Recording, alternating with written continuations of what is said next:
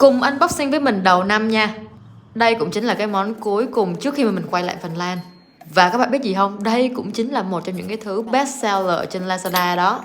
Đố các bạn đây là cái món gì nha. Bóc biết bao nhiêu hộp rồi nhưng mà lần nào cũng như lần đó thôi mọi người. Thích, cực kỳ thích luôn. Tới đây rồi thì các bạn đã biết món này là món gì chưa nè?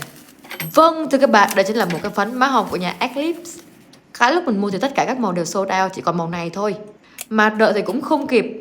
Và mọi người biết không, mình có cảm giác như là mình rất là có duyên với lại những cái món màu tím nha.